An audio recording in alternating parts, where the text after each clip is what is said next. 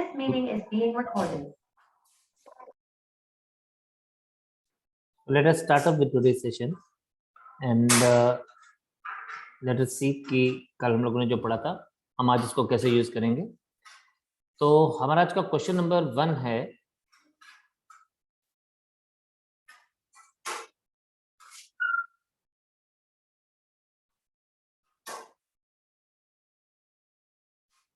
so before starting, Jai Hind to everyone and just recall what we have studied yesterday. तो उसी को ही हम लोग आज कंटिन्यू करेंगे and we will move ahead. So question goes like this: the length of a rectangular plot is 144 meter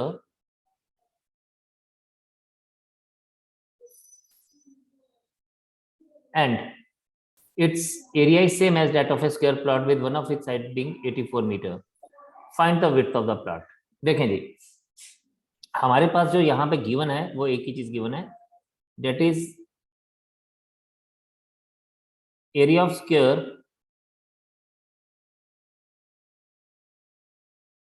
is equals to area of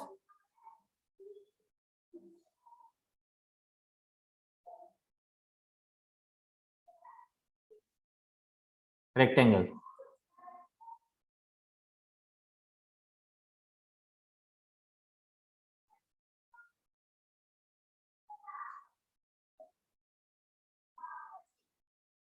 Now area of square is 84 meter into 84 meter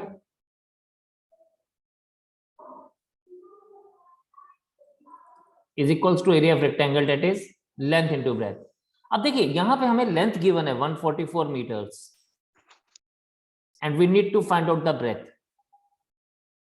और इस case में जब हम लोगों को breadth find out करना है तो हमारे पास क्या आ जाएगा, simply just see how we do the calculation. मैं इसको multiply नहीं कर रहा हूँ, बिल्कुल भी multiply नहीं करूंगा. I'll be keeping it like this only, is equals to b 12 sevens are 12 12s are 12 sevens are. This implies that b is equals to 49.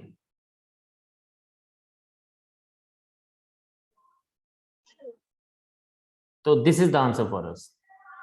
So this is how we will be able to find out the answer just using the formulas. जो basic formulas है जो हम लोगों ने पढ़े हैं, हम उसी को ही यूज कर रहे हैं यहाँ पे.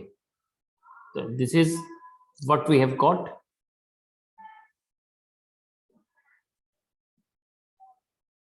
Let us move on to the next one. Okay.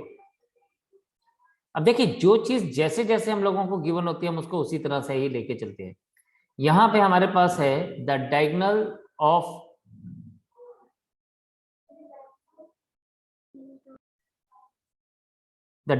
a square is 6 centimeter. Find its perimeter. अब देखिए डायगोनल ऑफ स्क्वायर होता है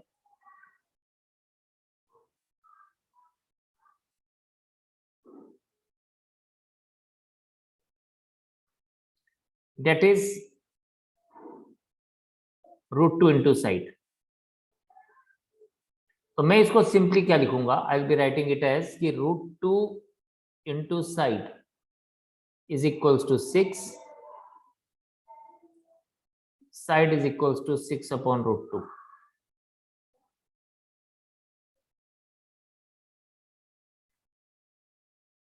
Therefore,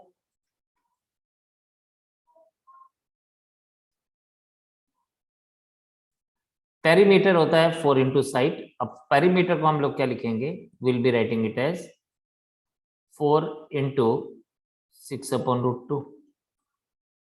कैलकुलेशंस करेंगे बच्चे तो ये आपके पास क्या आएगा, 4 into 6 √2.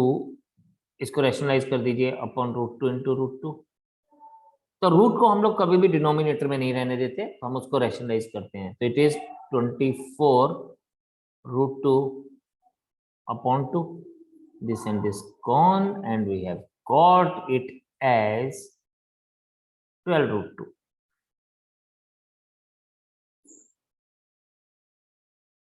So this is the answer.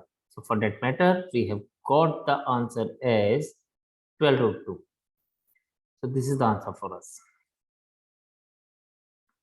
तो बेसिक चीजें ही हैं जो हम लोग यूज कर रहे हैं and that is giving us the answer. चलिए अब यहां पे ना हम एक नया फॉर्मूला पढ़ेंगे. देखिए ये बोलता है हमारे पास ना दो केसेस होते हैं. बहुत बार हम लोग इस केसेस को इस तरह से लेके चलते हैं कि there is a rectangular plot और उसके बाहर हमारे पास एक और रेक्टेंगुलर प्लॉट बनाया जा रहा है.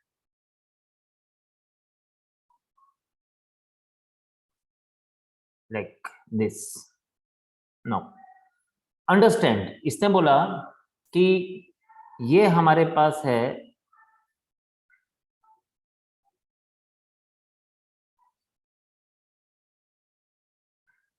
ये इसकी लेंथ है और ये इसकी ब्रेथ है.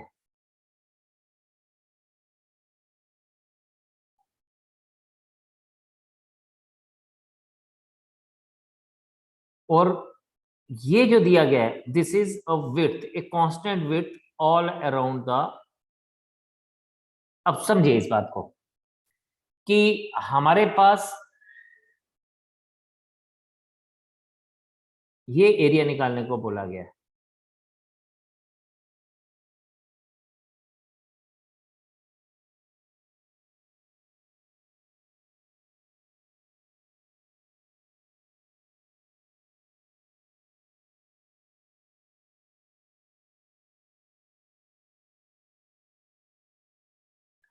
तो हमने यहाँ पे दो तरह से हमें बताया गया है. नंबर वन कि भाई यहाँ पे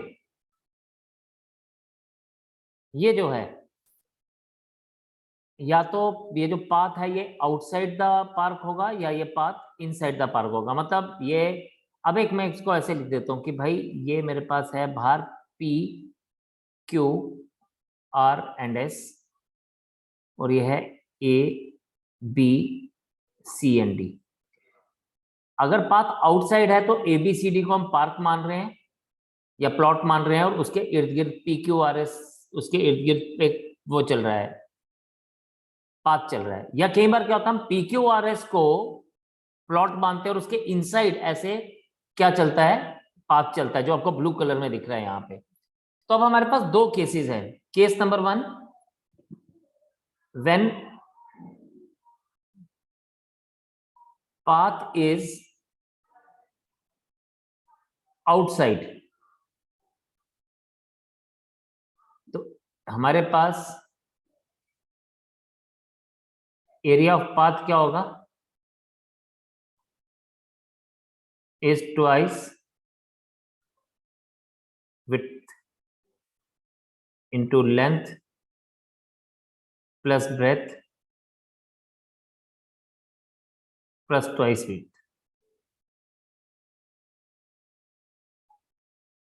And number two, when path is inside. तो फॉर्मूला ऑलमोस्ट यही है, सिर्फ एक जगह पे साइन चेंज होगा. तो area of path is twice width of path into length plus breadth minus width of path. तो ये जो आपके पास हमने दो फॉर्मूलाज बनाए इसको आप ध्यान रख लीजिए. हाँ बहुत सारे लोग इसको करते हैं कि outer area minus inner area. आप वैसे भी कर सकते हैं, no hard and fast rule कि आपको ऐसे ही करना है. बट अगर आपको ये याद हो जाता है तो आपके लिए कैलकुलेशंस इजी हो जाती है, आपको मल्टीप्लाई ज्यादा बड़ा नहीं करना पड़ता. तो अब देखते हैं इसका सोल्यूशन. यहाँ पे व्हेन पाथ इज आउटसाइड तो हम लोग ऊपर वाला फॉर्मूला अप्लाई करेंगे और जब पाथ इज इनसाइड है तो हम नीचे वाला फॉर्मूला अप्लाई करेंगे. तो बोलते हैं 5 metre wide lawn is cultivated all along the outside of a rectangular plot measuring 90 metre into 40 metre. The total area of the lawn is. तो आपको total area of the lawn निकालना है which is outside the plot. तो हम area of lawn क्योंकि outside है तो हम इसको क्या लिखेंगे, twice width of lawn into length of the plot plus breadth of the plot plus twice width of the lawn. This is 2 into 5 into 90 plus 40 plus 10. 10 into 130, sorry 140.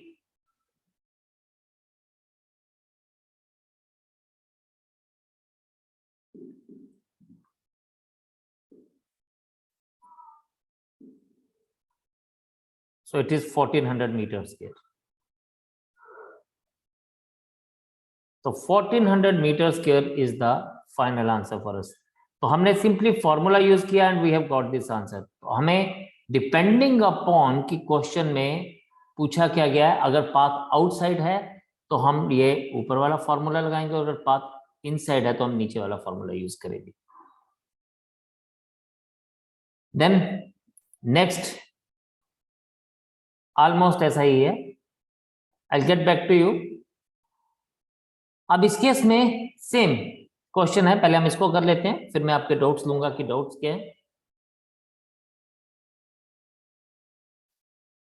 ये बोलते हैं rectangular field is 125 meters long, a path of uniform width of 3 meters runs around the field inside it. Okay, अब देखिए जो path की length है वो बाहर है, ये पार्क है, रेक्टेंगुलर फील्ड है सॉरी, और ये इसकी ब्रेथ है 68 meters एंड इसकी विड्थ जो गिवन है वो 3 meters गिवन है. अब ये पाथ जो है वो इनसाइड है,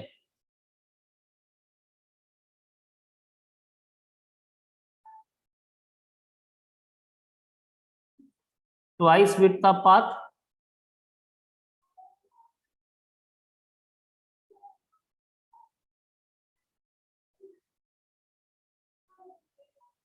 This is 125 plus 68 minus 2 into 3, and this becomes 6 into, इसको हम सॉल्व करते हैं तो आ जाएगा 187.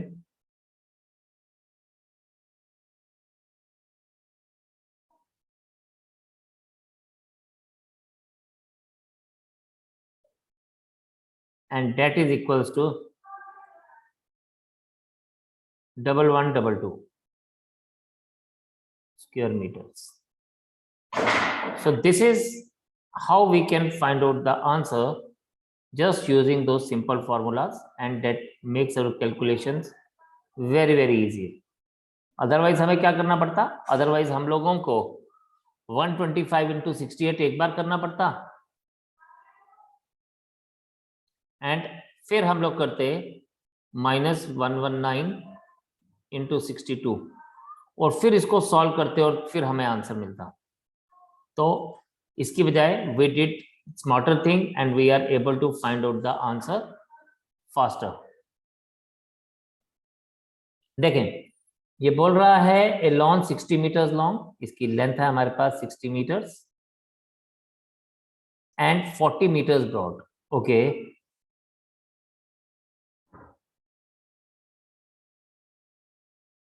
has two roads each 5 meters wide running in the middle of it. तो ये वो दो रोड्स हैं जिनकी हम बात कर रहे हैं. These are 5 meters wide road, यहां से भी और यहां से भी.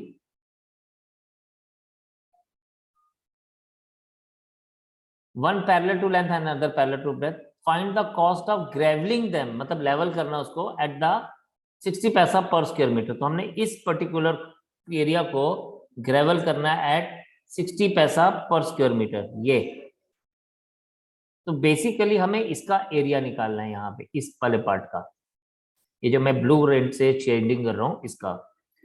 तो हमें सबसे पहले यहाँ पे एरिया फाइंड आउट करना है. तो अंडरस्टैंड एरिया क्या आएगा, यहाँ required area is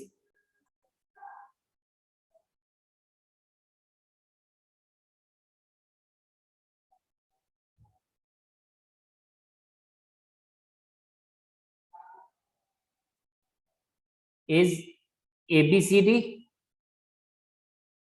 plus PQRS minus ये मैं लिख रहा हूं ना DEFG,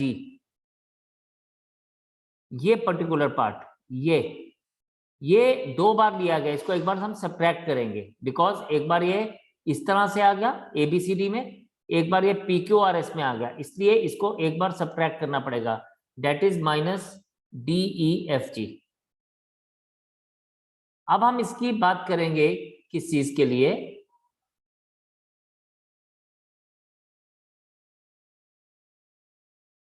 यहां पे ABCD इज, अगर हम देखें तो it is going along the breadth, यानी पैरेलल टू ब्रेथ, तो ये आएगा 40 into 5 प्लस लेंथ है 60 into 5, लेकिन ये जो बीच का एरिया जो मैंने येलो से डबल शेडिंग किया, it is 5 into 5 and this area is 200 plus 300 minus 25 and that is equals to 475। ये हमारे पास आ गया 475। अब इसने हमें क्या बोला, इसने हमें बोला कि 475 एरिया निकालना हमें, और एट 60 पैसा पर स्क्वायर मीटर, तो ये हमारे पास क्या आ जाएगा, total cost is area into per unit cost, यानी 60/100 पैसा, which could be written as 3/5, which could be written as 95, और 95 into 3 होता है ₹285।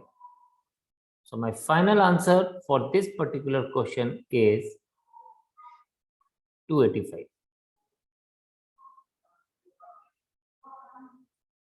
This is the answer। तो वही बेसिक चीजें हैं, बस हमें एरिया निकालने के लिए हम लोगों ने चेक किया कि हम इसका एरिया किस तरह से फाइंड आउट कर सकते हैं।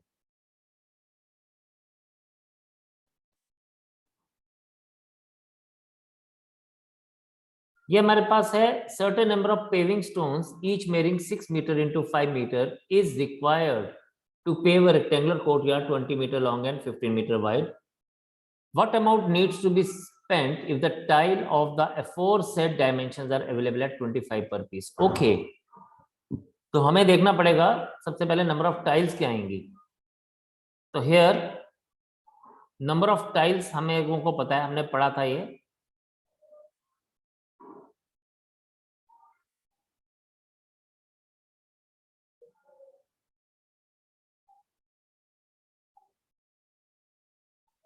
area to be tiled upon area of a tile।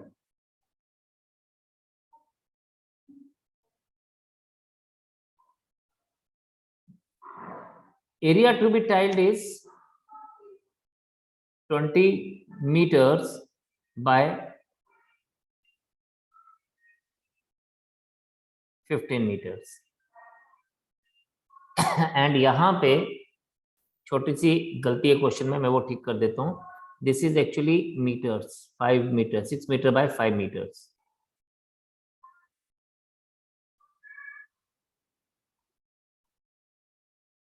तो यहाँ पे हमारे पास नंबर ऑफ टाइल्स जो हम लोगों को मिलेगी,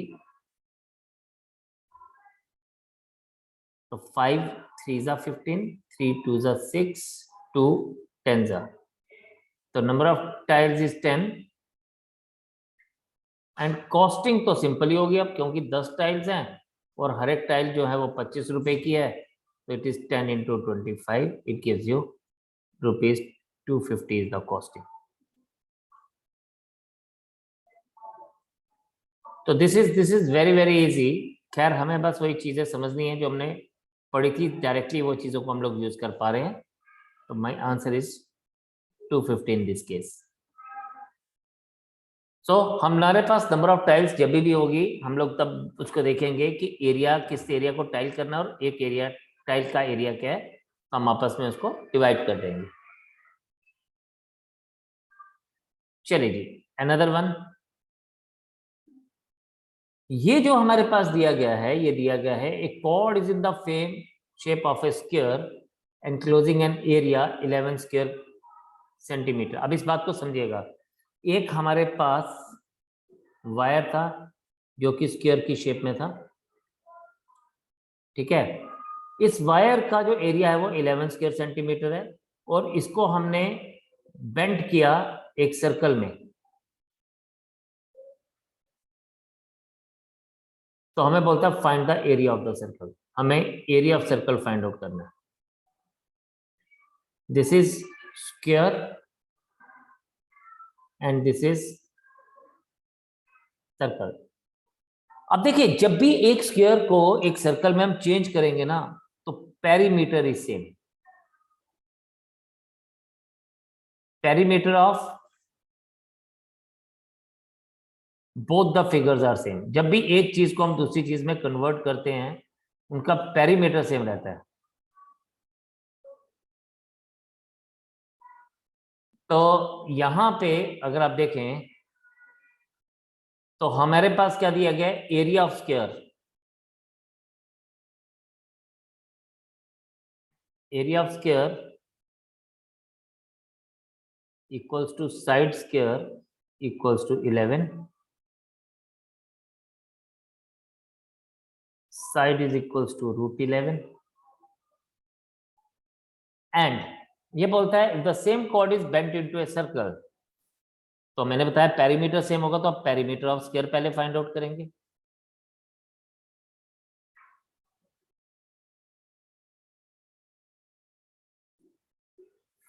it is 4 into side, and अगर हम perimeter of square find out कर चुके हैं, तो हम लोग इसको क्या लेके चलेंगे, हम देखेंगे। अब इसको करना कैसे है, अब आपने वो देखना है।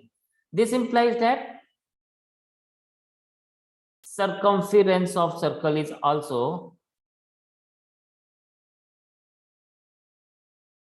4√11. Now you have got circumference, और हमने पढ़ा था area of circle when circumference is known, ये हमने पढ़ा था, is known। जब ये हमें पता है तो it is always equals to circumference square upon 4 pi। Therefore required area is, देखते जाइए कैलकुलेशन क्या होगी, C square that is 4√11 square upon 4 pi, and this becomes 4 into 4 into 11 upon 4 into 22 into 7. This 4 and 4 has gone, this 11 and 2 has gone, 2 2s are 4, and I get 14 square centimeter. I have got the answer as 14 square centimeter. तो हमने जो चीज यहां पे सीखी वो क्या सीखा, वो सीखा कि जब भी एक चीज को हम दूसरी चीज में कन्वर्ट करते हैं, एक फिगर को दूसरी फिगर में कन्वर्ट करते हैं, उस केस में हमारे पास जो पेरीमीटर रहता है दोनों फिगर्स का, वो हमेशा और हमेशा सेम रहता है। So this is how we can find out. तो हम लोगों ने एरिया ऑफ स्क्वायर दिया था, पहले हमने उससे साइड फाइंड आउट किया, साइड के बाद हमने पेरीमीटर फाइंड आउट किया, and the same perimeter was of circle. इस सर्कल को हमने यूज किया, तो area of circle find out किया by using the identity, by using the formula जो हम लोगों ने पढ़ा था। तो हम इसको डायरेक्टली अप्लाई कर सकते हैं। It is circumference square upon 4 pi, and that has given us the answer as 14। यार मेरे, लेकिन पता है मेरी ईमेल तो ईमेल थोड़ा ना दिखती है।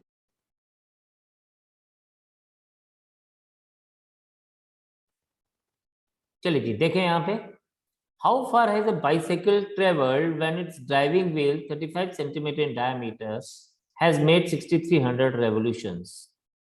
तो अब देखें जी, एक बात आप हमेशा याद रखिएगा कि distance covered by a wheel,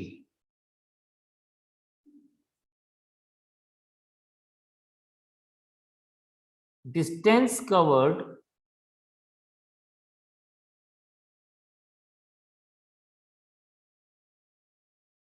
by a wheel is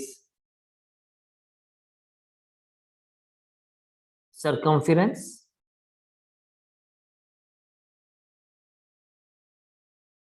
into number of revolutions.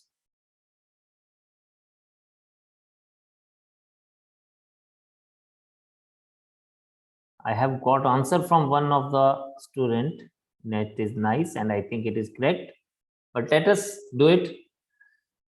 तो circumference into number of revolutions. Circumference अगर हम लोग यहाँ पे देखें तो how far is a bicycle traveled when its wheel is 35 centimeter diameter. So diameter is 35, radius is 35 upon 2, and this implies that circumference is 2 pi r, 22 upon 7 into 35 upon 2. It is 110 meters. Number of revolutions को मैं n से denote कर रहा हूं. It is 6300. Therefore distance. अब देखिए ये चीज सारी सेंटीमीटर्स में गिवन है, तो इसका मतलब ये जो आया ये सेंटीमीटर में आया. तो जब हम डिस्टेंस फाइंड आउट कर रहे हैं, दिस इज 6300 इंटू 110 सेंटीमीटर. ये 000 लिख ले. अब बेसिकली 11 को 363 से मल्टीप्लाई करना है, तो 11 3 is 33, 11 6 is 66 and 9, it is 6930 centimetre. But options में आंसर जो है वो मीटर में है, तो सेंटीमीटर जो है वो छोटा यूनिट है, मीटर एक बड़ा यूनिट है. तो छोटे यूनिट को जब बड़े यूनिट में कन्वर्ट करते हैं तो हमेशा डिवाइड करते हैं. तो this will become 693000 upon 100 meters. So this becomes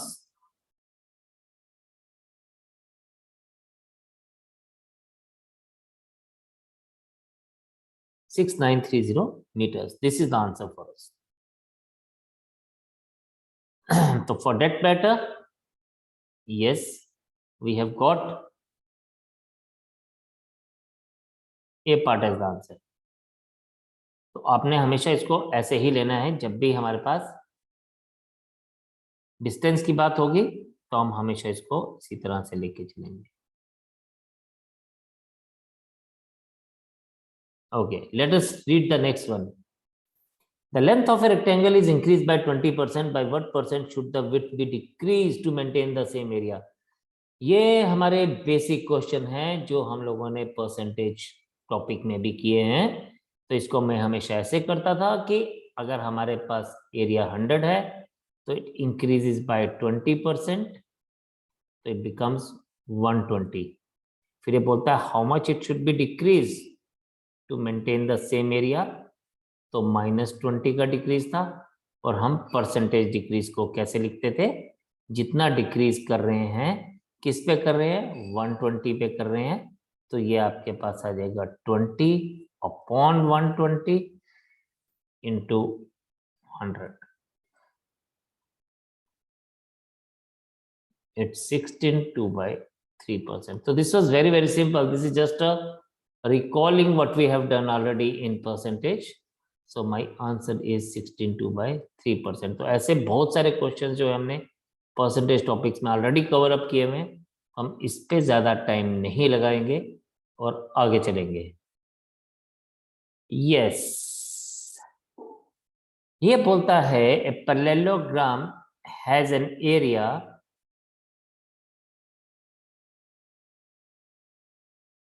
144 centimeters square. If the distance between its opposite side are 12 centimeter and 16 centimeter, find the sides of the parallelogram.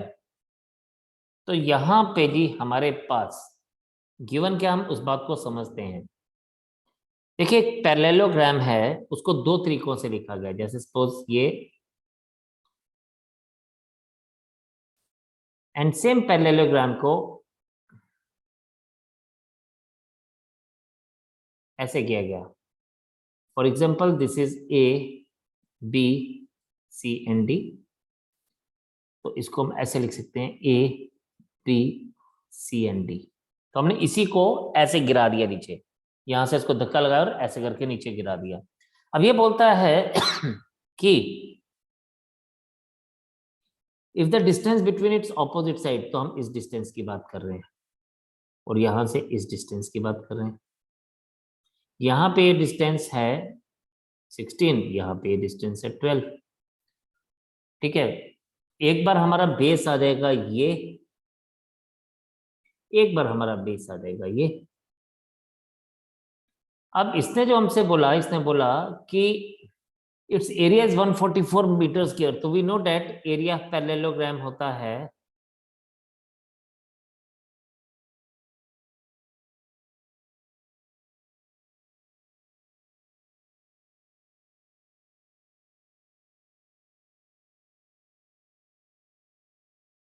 Base into altitude.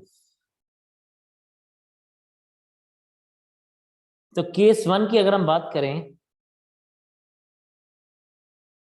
Base was हमें find out करना था, यानी it was base was DC and altitude हमें 16 दिया गया। तो here DC into 16 is 144. DC is equals to 144 upon 16. DC is equals to 9.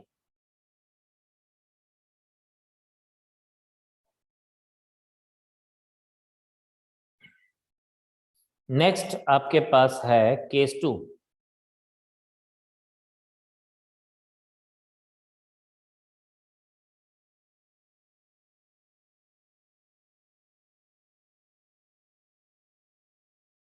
Here BC into 12 is 144 and BC is equals to 144 upon 12. So BC is equals to 12. तो हमारे पास एक side है 12 centimetre की, एक साइड हमारे पास 9 centimetre की। तो in that case ये part is the answer for us. तो बेसिकली हमने सिर्फ इस चीज को समझना था कि ये जो हमारे पास लिखा है कि distance between the opposite sides, इस लाइन का मतलब क्या था। इस लाइन का मतलब हमें समझ आ गया, जो हमने डायग्राम से समझ दिया। Rest it was so very easy because हम लोगों ने सिंपल बेस इनटू ऑल्टीट्यूड को यूज करके एरिया की ही बात की है। That is how we are able to find out the answer.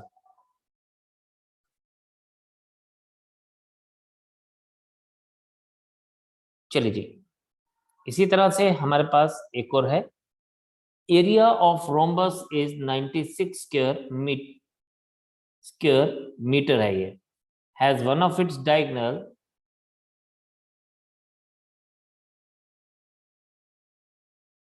it is square meter has one of its diagonal as 12 meter. Find the other diagonal and side of the rhombus. तो हम लोगों ने समझा था कि भाई rhombus हमारे पास कभी भी गिवन होगा तो हम उसको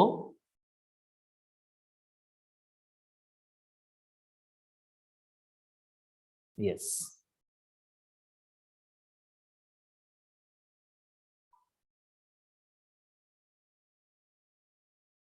ये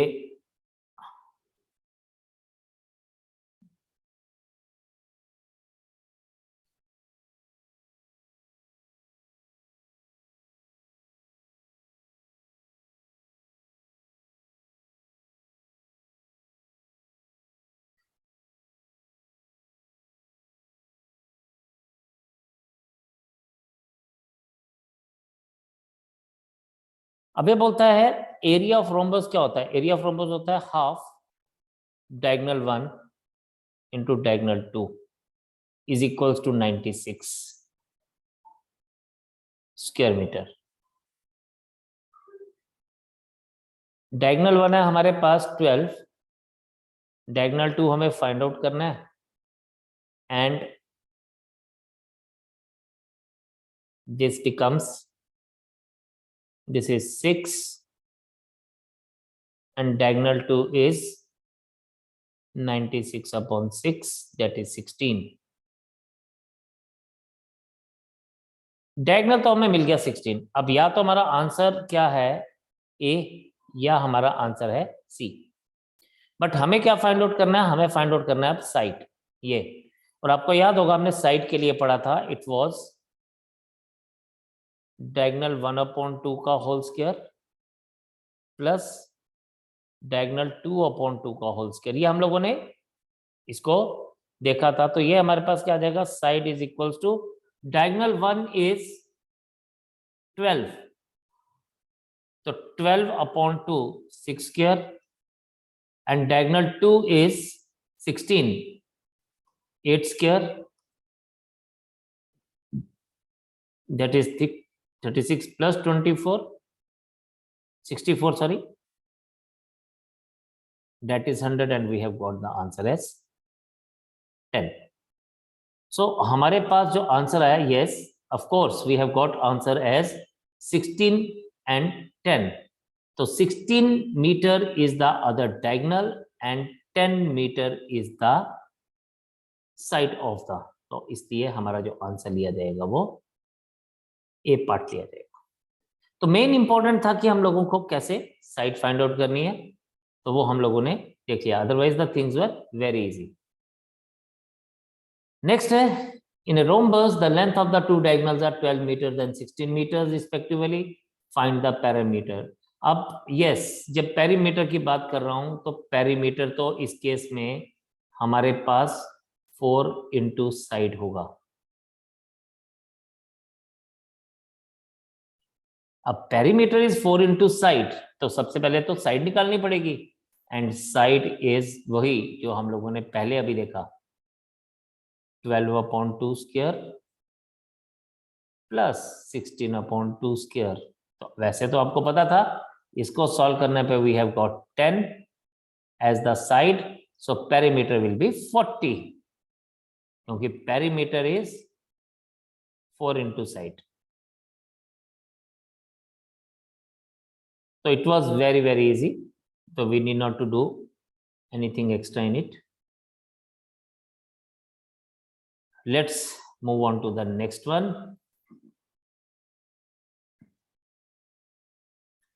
दे आप लोगों ने वैसे भी देखा होगा, आप सबको पता है number of diagonals of A polygon of n sides is always n into n minus 3/2. So here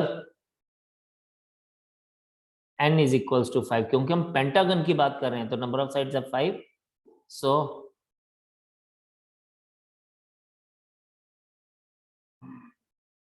number of diagonal is 5 into 5 minus 3/2.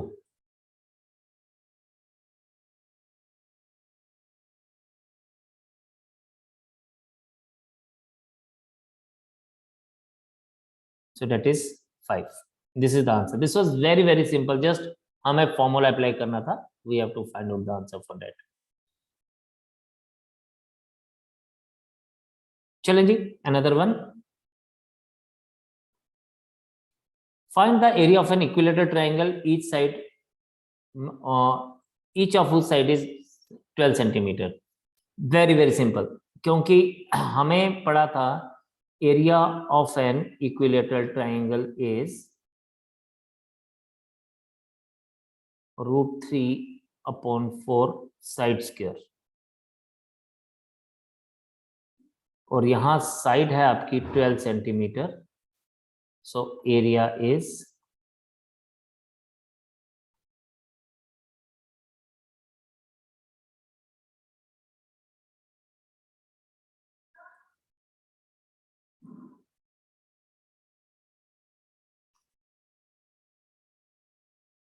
This is 36 root 3.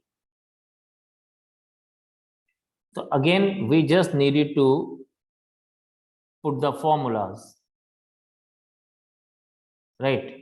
तो ये जस्ट हमें एक फॉर्मूला ही पुट करना था, तो हमारे पास answer directly 36 root 3 centimetre square या स्क्वायर सेंटीमीटर, आप कुछ भी बोलिए, that is the answer for us. And one more. अभी तक तो सिंपल ही था जो भी आज हमने पढ़ा. बेसिकली एप्लीकेशन का फॉर्मूलाज का ही अप्लाई करना होता है, हमें और कुछ ज्यादा नहीं करना होता. तो फॉर्मूला अगर हम लोग अप्लाई कर ले तो चीजें हमारे लिए बड़ी कंफर्टेबल हो जाती हैं.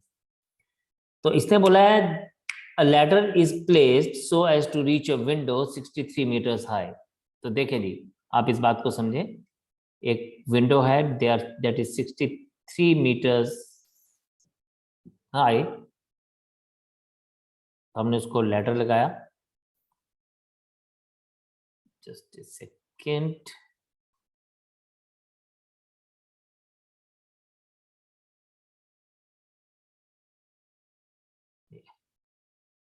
तो हमने इसको क्या किया, हमने इस पे लैडर यूज किया, ऐसे लैडर अप्लाई किया,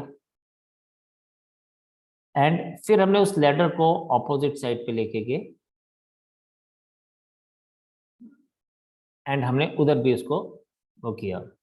ये लैडर 65 मीटर था, यहाँ पे ये 63 मीटर को टच कर रहा है. यही 65 मीटर लैडर को जब हमने ऑपोजिट साइड पे किया तो ये 56 मीटर तक गया. और हमें पूछता है सिंपली, ये ए ले लीजिए, ये बी ले लीजिए, ये सी, ये डी और ये ई ले लीजिए. हमसे पूछता है what is the width of the street, यानी this distance plus this distance. तो हमने कुछ ज्यादा नहीं करना है, हमने सिर्फ पाइथागोरस थ्योरम यूज करनी है. The only thing which we need to do is we have to use Pythagoras theorem. अब पाइथागोरस थ्योरम को हम कैसे यूज करेंगे, देखें. यहां पे हमारे पास है इन ट्राइंगल एबीसी, हम लोग लिखेंगे 63 square plus BC square is equals to 65 square. मैं आपको एक चीज यहां बताने वाला हूं कि मुझे इसको सॉल्व कैसे करना है. This is BC square is equals to 65 square minus 63 square. अब बहुत सारे लोग ना 65 का स्क्वायर निकालेंगे, 63 का स्क्वायर निकालेंगे और फिर उसको सॉल्व करेंगे, बट मैं इसको ऐसे करूंगा. BC square is equals to, आपको A square minus B square है, तो I will be writing it as 65 plus 63 into 65 minus 63. BC square is equals to 128 into 2.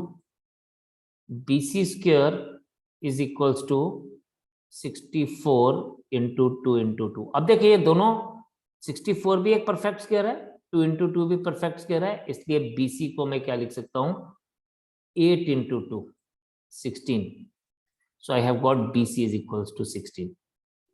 अब लूंगा दूसरा वाला इन ट्राइंगल डीसीई, तो याद आएगा 56 square plus CD square is equals to 65 square. वैसे ही करेंगे, CD square is equals to 65 square minus 56 square. यह आ जाएगा CD square is equals to 65 plus 56 into 65 minus 56. CD square is equals to आपके पास आएगा 121 इंटू 9. अरे वाह, ये तो सीधा सीधा ही हो गया. This could be written as 11 into 3 and CD is equals to 33. तो ये 33 हो गया. देयरफॉर विड्थ हमारे पास क्या आ गई, विड्थ ऑफ द लाइन आ गई 16 plus 33. So that has given us the answer as 49 meters.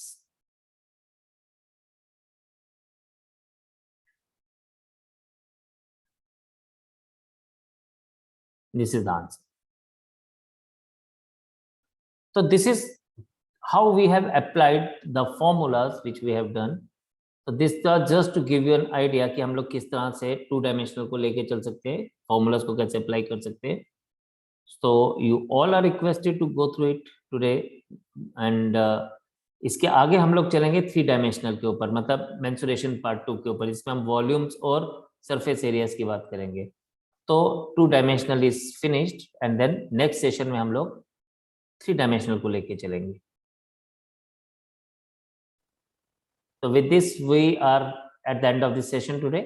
Tomorrow we'll go for some new thing and see you.